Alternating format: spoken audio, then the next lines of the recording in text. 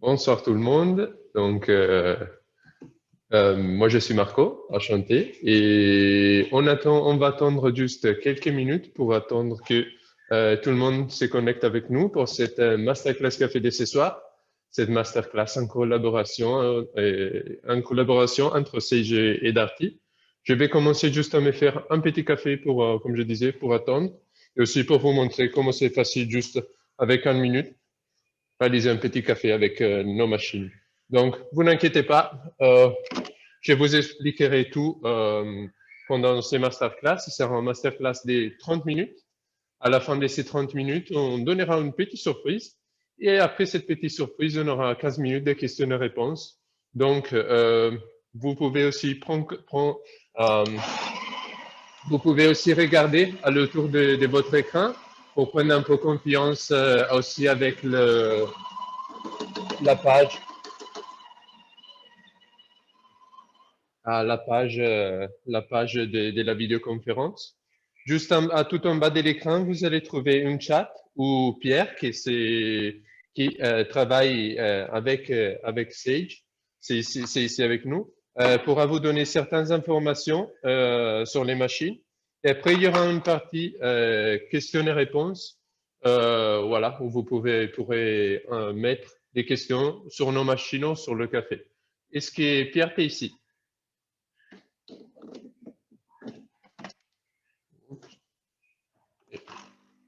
Hop. Donc voilà. Donc pour ceux qui sont en train de se connecter maintenant, vous inquiétez pas, je suis juste en train de me faire un petit café avant de commencer.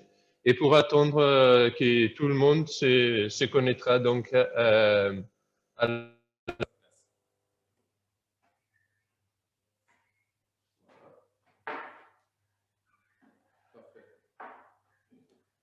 excellent café.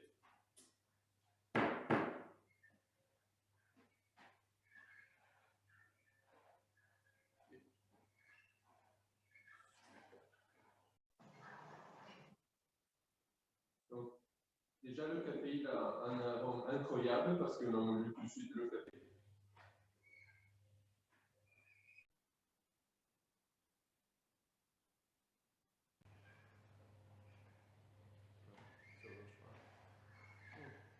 Nous avons juste un problème, je vais juste connecter mon microphone. Pardon.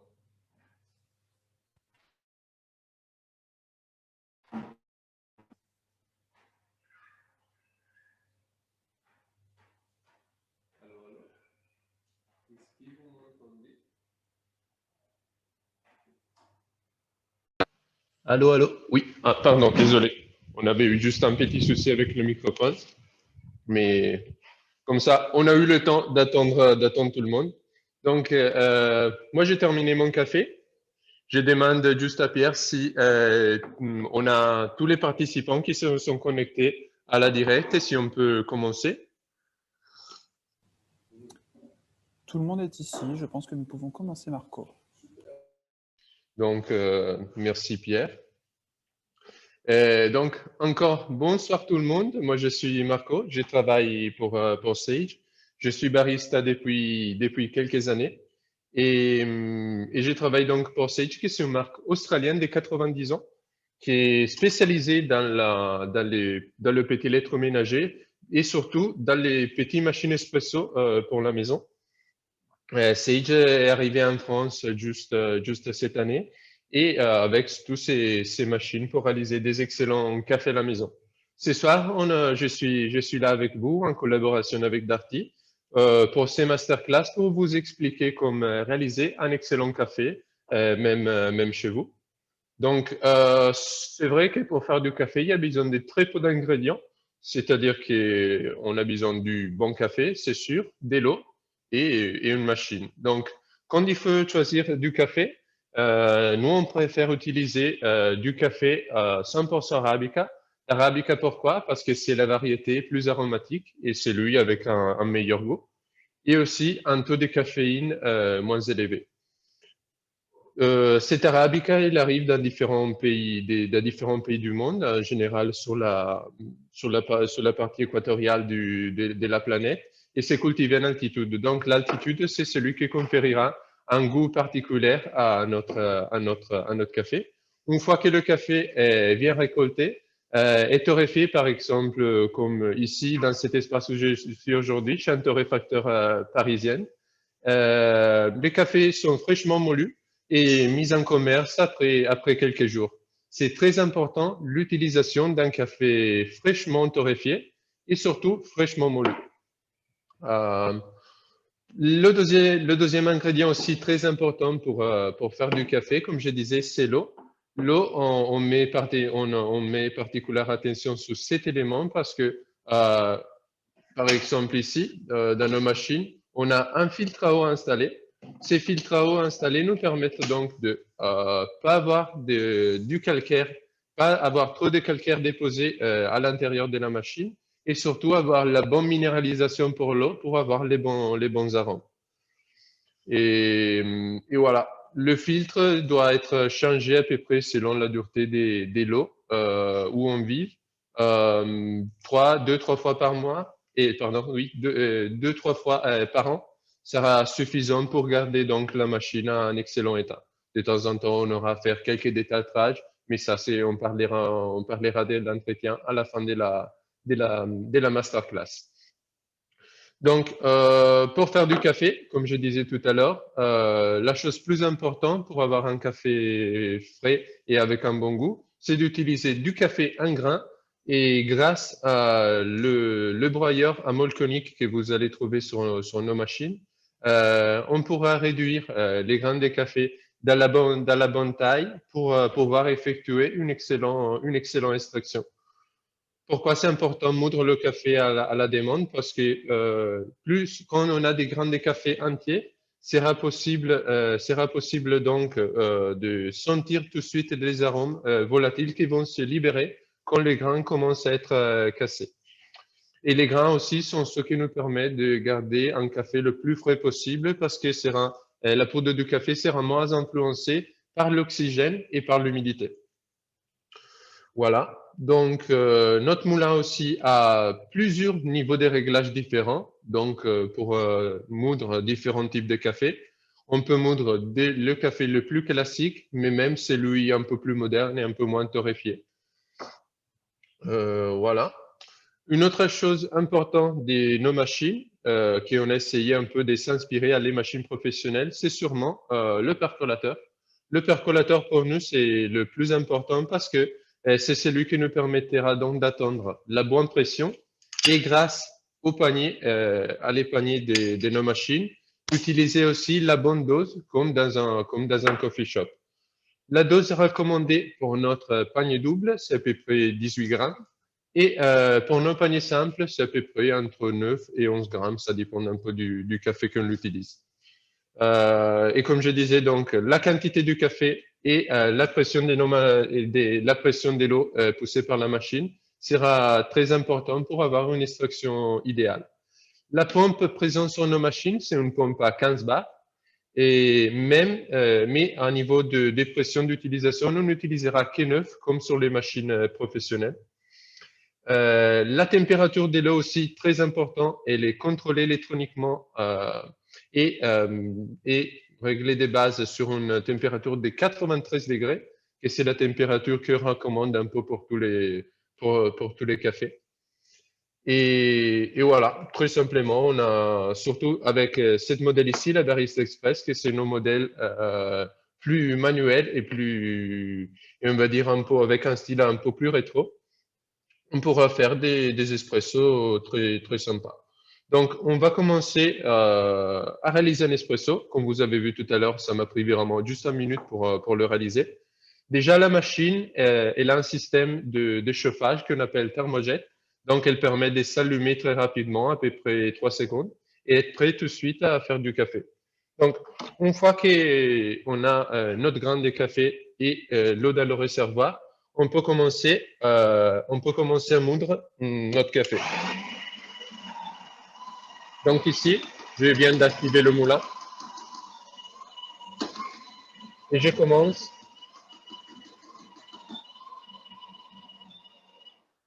à faire tomber de la poudre de café dans mon panier.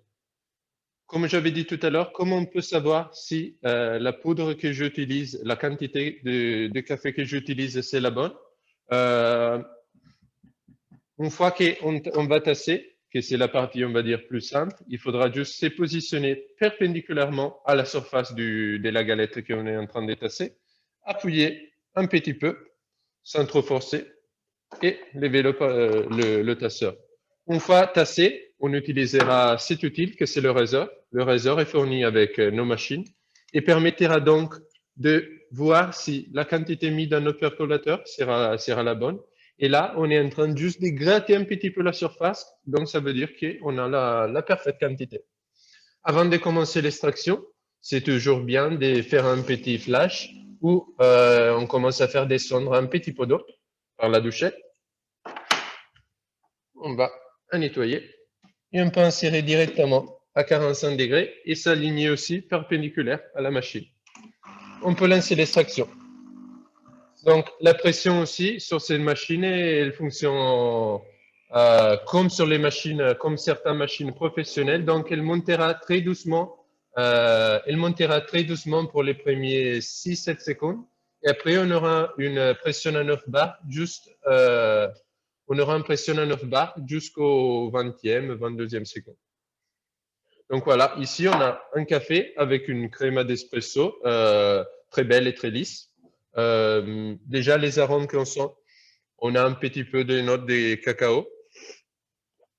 Et surtout, la chose plus intéressante de ce café, c'est vraiment la complexité qu'on trouve. On a des notes un peu de chocolat, un peu de fruits. Comme si c'était vraiment un café fait par une grosse machine, du café du coin. Excellent. Donc, comme je disais, par exemple, si on préfère de café, la chose sympa sur cette machine, c'est qu'on peut réaliser tous les styles de café différents qu'on veut. On a aussi un petit bouzao ici qui nous permettra donc de faire des cafés allongés où sera suffisant donc juste de faire un espresso et ajouter un petit pot d'eau pour le rallonger. Ou voilà, jouer un peu sur la tête de la monture pour jouer sur la force de l'espresso qu'on veut réaliser. Si on veut réaliser un espresso plus fort, il faudra juste rendre la taille de la monture plus fine. Ou si on veut quelque chose d'un peu plus léger, il faudra donc juste monter un petit peu la taille. Sinon, la chose sympa aussi sur nos machines, c'est que on peut aussi créer des boissons lactées, comme si on était dans un vrai coffee shop, grâce à la bouse à vapeur qu'on trouve juste sur la droite. La machine permettra donc de créer une vapeur assez chaude pour permettre le meilleur moussage du lait. Donc, on va à nouveau préparer notre base espresso pour créer notre boisson lactée. Aujourd'hui, on fait un latte, que c'est un des boissons plus consommées.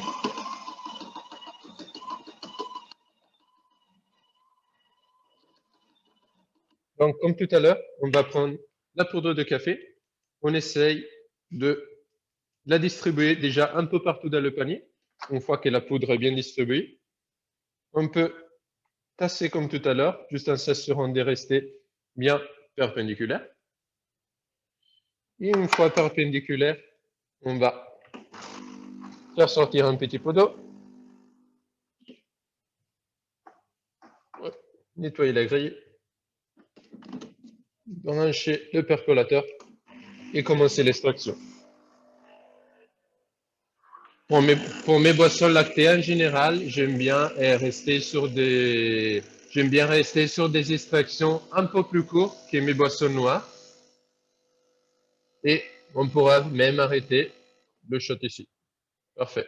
Je préfère utiliser, on va dire, des espressos un peu plus concentrés que que mes espressos noirs, parce que je préfère les diluer avec plus de lait tiède. Le lait qu'on va utiliser aujourd'hui, moi je préfère utiliser du lait entier parce que c'est celui qui donne plus d'onctuosité et plus de goût.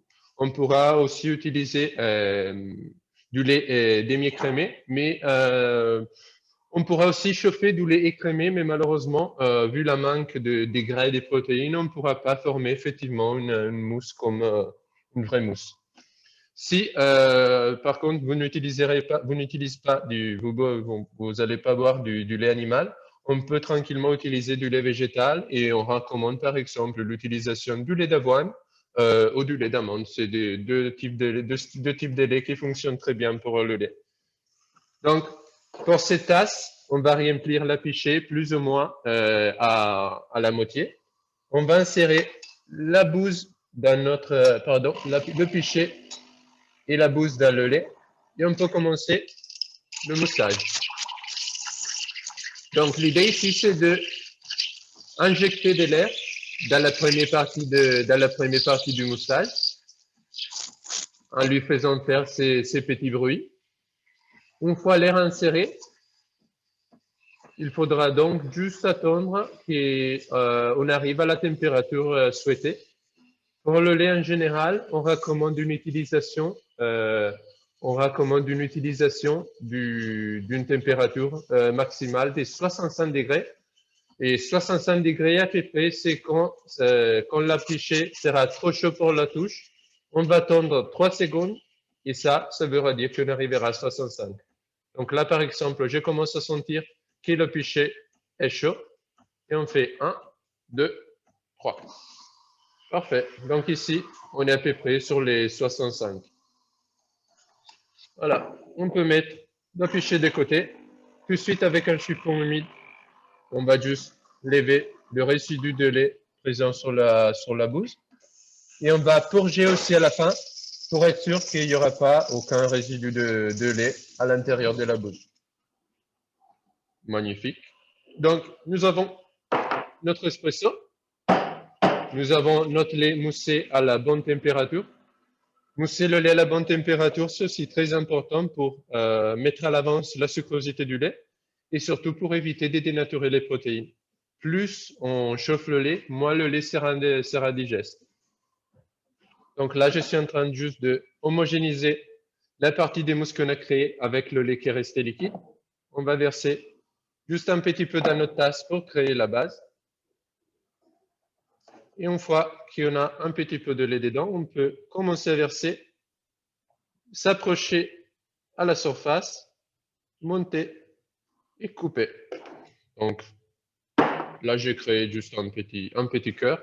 Mais l'important, c'est que c'est pas forcément le dessin qu'on fera. Moi, comme j'avais dit tout à l'heure, ça fait juste quelques années et quelques milliers de cafés. Et j'ai réalisé quelques milliers de cafés. Mais pour vous à la maison, l'important sera donc avoir de la vapeur qui vous permettra de réaliser un lait comme dans un café, de tout en respectant la bonne température. Dans notre gamme des machines à café, par exemple, on a aussi, si vous êtes vraiment intéressé par les cafés au lait, nous avons par exemple la Barista Touch, qui c'est une machine à espresso, exactement comme la Barista Express, mais juste avec une bouse à vapeur automatique et avec laquelle on peut dire à la machine à quelle température et quelle densité de mousse chauffer notre lait. Une petite astuce aussi pour c'est très crémeux et le lait à cette température, ça marie très très bien avec l'espresso qu'on vient de faire. Donc les noix des chocolats est noir et se sont transformés à quelque chose d'un peu plus rond et un peu plus sucré. Mais ici, vraiment, la texture et le goût de crème, c'est vraiment exceptionnel. Une petite astuce pour les boissons, pour éviter aussi de surchauffer le lait, c'est toujours intéressant de préchauffer la tasse à l'avance, surtout maintenant qu'on est en hiver. Comme on peut utiliser on peut utiliser la petite bouse à eau présente sur la machine pour, quand on commence la préparation de notre boisson pour avoir la meilleure température possible. Voilà. Donc, on va juste lever la galette de café. Et avec un petit chiffon aussi, on va terminer le nettoyage. Après, la bouse à lait, ça peut, même si on ne boit pas trop du café, ça pourrait être utilisé pour faire des petits chocolats chauds. Ça fait des chocolats chauds vraiment incroyables. Ou sinon, même si la bouse à eau de la machine peut être utilisée pour faire un thé vite fait. Mais l'idée de la machine, vraiment, c'est la création, donner la possibilité de créer des espressos autant bons que les espressos qu'on peut boire dans un bistrot ou dans le café du coin. Voilà, donc je pense d'avoir fait le tour de la machine et de ce qu'il faut un peu savoir sur la partie de réalisation d'un espresso. Si vous avez donc encore quelques questions, c'est maintenant le temps d'écrire votre question, dans la partie questions-réponses juste en bas de l'écran ou si vous avez des questions aussi sur le café. Donc, la machine que vous voyez ici, je vous rappelle, c'est la Barista Express. Vous allez la trouver euh, chez Darty au prix des 699 euros. Ou sinon, vous allez trouver aussi la Barista Touch au prix des 1200 et 1199 euros. La différence entre les deux, dans tous les cas, c'est juste la montée en automatisation. La Barista Express restera, on va dire, la plus manuelle. Quand ici, grâce à l'écran et grâce à la bouse, on commence à avoir une expérience un peu plus automatisée. Voilà. Et donc, merci vraiment pour le temps de m'avoir dédié ce petit temps ce soir. Et merci à Darty pour cette première masterclass ensemble. Euh, la petite surprise à l'issue de ces masterclass, c'est donc un code que vous pouvez utiliser sur le site internet de Darty. Sera le code SAGE25 qui pourra vous offrir une remise de 25% sur tous les produits, surtout la gamme Sage des produits café. Et cette offre sera valable jusqu'à dimanche soir minuit. Donc, vous avez 72 heures pour pouvoir profiter de cette offre. Les machines elles sont jolies, elles sont résistantes et vu aussi qu'ils sont presque pratiquement construits avec des l'inox brossé et comme vous avez vu, elles arrivent à créer juste avec quelques petits manœuvres des espressos autant bons que dans un café. Voilà, et là on peut passer, je pense, à la partie questions-réponses. Est-ce qu'il en est à Pierre? Alors oui, nous avons des questions. Une première de Guillaume qui nous demande l'entretien à faire sur les machines. C'est vrai, j'avais dit au début de la séance qu'on aurait parlé d'entretien et merci Guillaume pour nous avoir rappelé. Donc, l'entretien est plutôt simple. Ce que j'ai recommandé faire tous les jours, c'est juste laver le percolateur sous l'eau chaude. Ça nous permettra donc de garder le percolateur le plus propre possible. Le percolateur, c'est un peu comme la poêle qu'on en cuisine. On a tout le temps l'intérêt de cuisiner de quelque chose de propre. Même chose pour le café. Après, pour la machine, je recommande juste tous les temps qu'on fait un café, de faire couler un petit peu d'eau pour éviter la formation des dépôts de café usé sur la douchette. Sinon, à peu près tous les 200 cafés, toutes nos machines vous indiqueront qu'il sera le temps d'effectuer aussi un nettoyage avec un détergent parce que le café est riche en huile et cette huile en contact avec la partie de chauffage de la machine pour amener à certains goûts et certains dépôts de gras et d'huile. Donc, un détartrage un nettoyage tous les 200 cafés à peu près.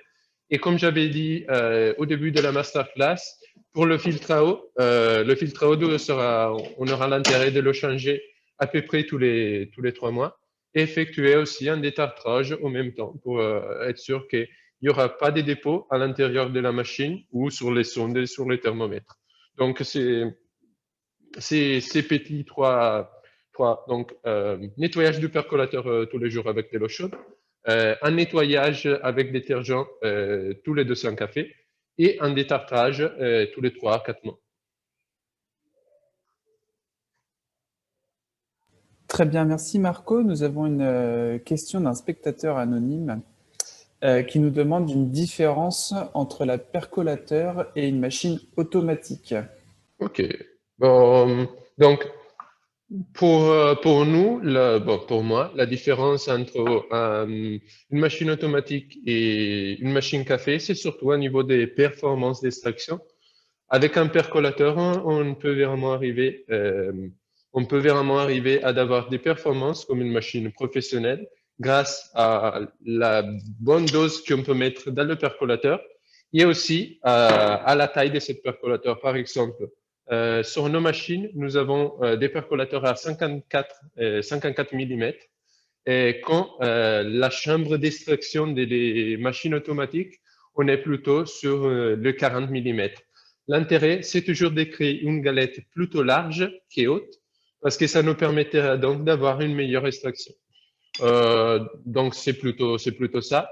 Après, nous, on met vraiment l'attention sur la précision de la température.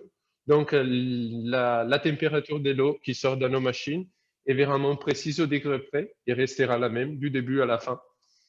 Donc, déjà, ces deux améliorations entre la taille de la galette et la température d'infusion nous donnera déjà un café plus expressif.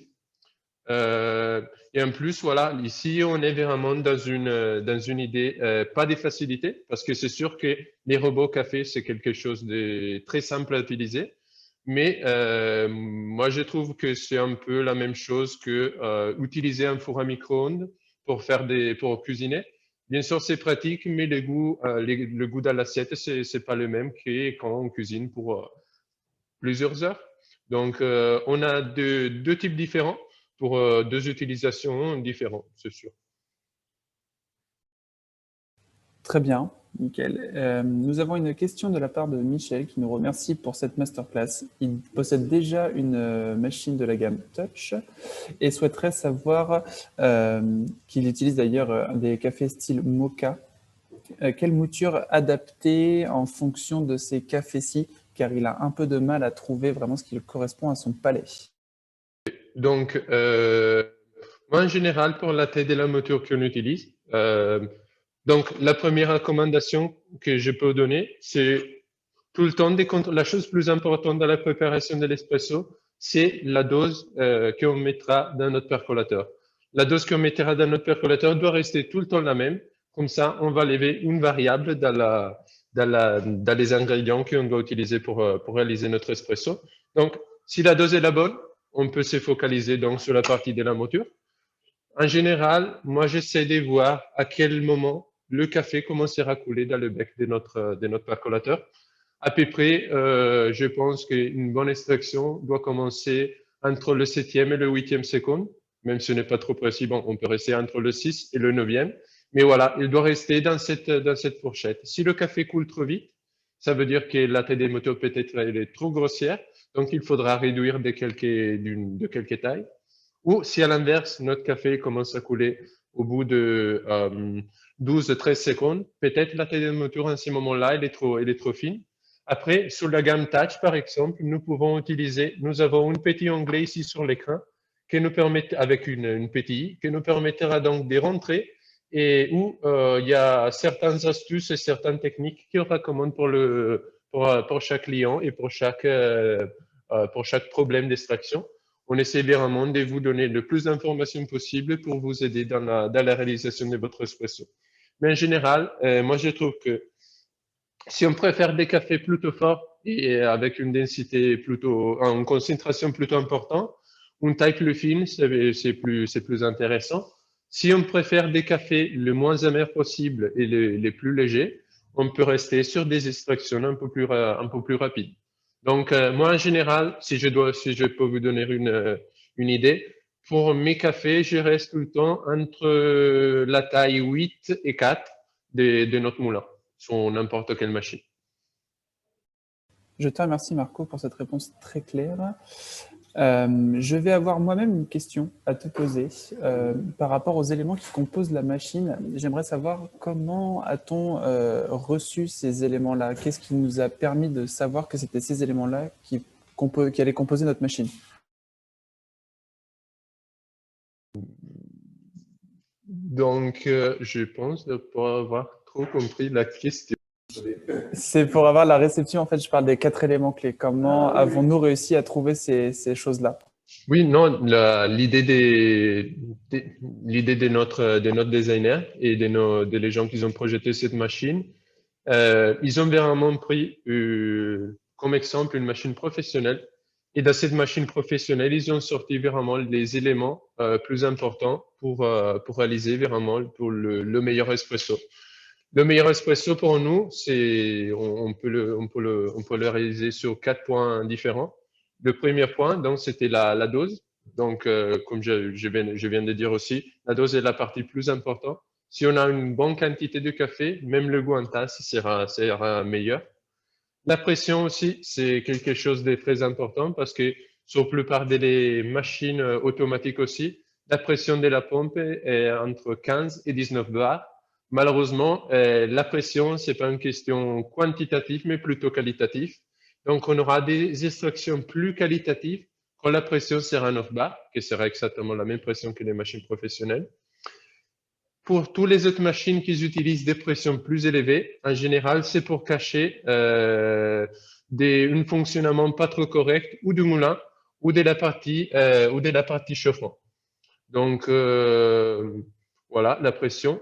La température, j'avais déjà mis un peu d'attention sur cette variable.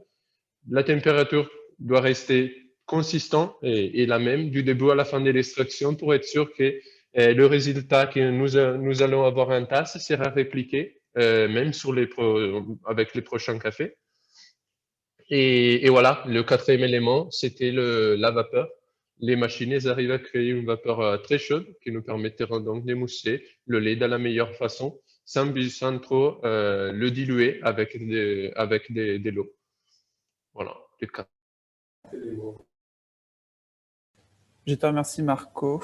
Nous avons une question de la part de Pania qui nous demande est-ce qu'il est possible de dépasser 65 degrés pour le lait car la personne trouve que du coup le latte deviendrait un peu tiède et de plus elle essaye de savoir comment éviter l'effet de lait dilué avec la vapeur et de vraiment réussir à faire mousser un peu plus son lait pour vraiment avoir ce côté latte un peu crémeux, style Starbucks, me dit-on. Ok, donc là, comme vous avez vu faire tout à l'heure, pour moi, la meilleure façon déjà pour pas trop diluer notre lait, c'est avant de commencer le moussage, activer la bouse pour faire sortir la petite partie des condenses d'eau qu'on peut trouver dans la bouse. Après, pour nous, 65, c'est le limite, on va dire. C'est le limite plus sûr où on peut arriver. On peut chauffer le lait jusqu'à 70 degrés. Mais là, c'est vraiment le moment où on commencera à voir aussi une transformation des arômes du lait, où on commencera à avoir un petit goût des fromages qui commencera à se développer. C'est pour ça qu'on préfère rester sur des températures plus basses. Sinon, comme je disais, la meilleure chose à faire, c'est faire couler un petit pot d'eau avec la petite bouse à eau de la machine pour réchauffer la tasse. Ou sinon, une autre option, c'est aussi réaliser des boissons un peu plus petites pour pouvoir les consommer sur un temps plus court. Voilà, c'est les peu de recommandations que je peux donner. C'est très clair pour moi en tout cas. Merci Marco. J'ai une nouvelle question de Guillaume qui nous demande des petits conseils pour préserver notre café, qu'il soit en grain ou prémoulu. Donc, grain au prémolu, la légende de garder le café au réfrigérateur, malheureusement, reste une légende. Ce que je vais vous recommander de faire pour votre café, c'est de le garder à l'abri de l'humidité et de la lumière et de l'oxygène. Donc, c'est pour ça aussi que, par exemple, ici, sur nos machines, nous avons, on va dire, le couvercle de la trémie de notre moulin. Et là, une petite partie en plastique, en plastique qui nous permettra donc d'éviter trop de passage pour de l'oxygène. Mais en général, vu que la trémie, elle contient à peu près 250 grammes, ça nous permettra donc de garder et que 250 grammes, c'est exactement la même quantité, la quantité, on va dire, plus commune des cafés qu'on peut trouver dans les sachets en commerce. Mais en général, pour moi, la meilleure chose à faire, c'est d'acheter ces petits sachets très fréquemment pour les avoir le plus frais possible. Sinon, la plupart de ces sachets, en général, sont déjà fournis avec une petite zip ou sinon, utiliser des petits bocals hermétiques, ça peut faire largement le travail. Je te remercie, Marco. Et nous n'avons plus de questions pour le moment. Ok, donc encore une fois, je vous remercie pour le temps que vous m'avez accordé ce soir. J'espère que vous avez appris quelque chose en plus sur le café. Euh, voilà, comme je vais vous rappeler donc l'offre sur tous les produits café jusqu'à dimanche soir sur le site darty.com avec le code que vous allez trouver en chat sera Sage25, Sage en majuscule, pour pouvoir vous ramener une petite machine espresso pour la maison. Nous restons dans tous les cas à votre disponibilité si vous avez si vous avez des autres questions. Euh, et voilà, je vous remercie donc pour être resté avec moi ce soir. Merci beaucoup. Au revoir.